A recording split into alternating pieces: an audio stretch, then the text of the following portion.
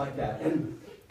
And so I looked awful, and I'm getting all these groceries, and while I'm going, you know, us men, we work with lists. You know, so my wife said I need bread. So I went over where the bread was, and then she said I need milk. Well, the milk's all the way down the other end. So I run down and get the milk, and all the way to the end of the store, and then she said need jelly. That's up by the bread. So I run back to the, and anyway, I got my stuff in the cart, and there's this, I saw this old lady. I don't know how old I know she was in her 80s. She had walking like this, pushing the cart. And my hat went out to her. I thought, look at that poor lady, she's crippled. And so when I got up to the counter, she was in front of me. And my hat just went out to her. I thought, you know, here's some people, they won't even get out of bed. And this woman is a courageous woman. She's out, even though she's in pain, you could see she was in pain.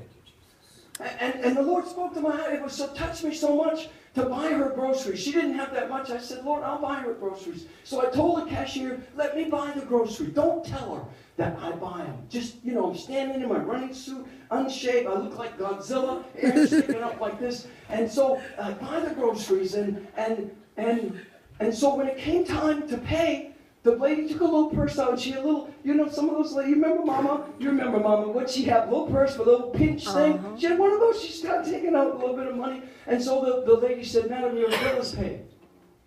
What do you mean it's paid? She's feisty gal. I mean, wow. Who paid the bill? She said, Madam, it's paid. I just want to tell you it's paid. It's okay. You can take the groceries. No! Who paid it? So she turns and looks at me and says, You paid it, didn't you? And then she said the most astounding words.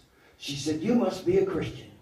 I didn't look like a Christian. I looked like a convicted felon. I looked like the guy looked like when he got after 15 years in prison. That's the way I looked that day. I looked like I'd been in jail 15 years. And so I said, Madam, I said to her, I want to show God's love in a practical way.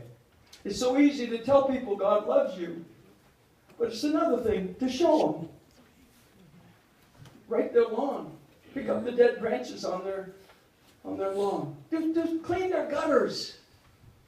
Something that you could do. It wouldn't have to cost you much. You could do something. Well, anyway, this lady, you know, everybody's got a story. I told you that last night. And she began to tell me her story. Hip surgery went bad. What a trooper this gal is. Lost her husband.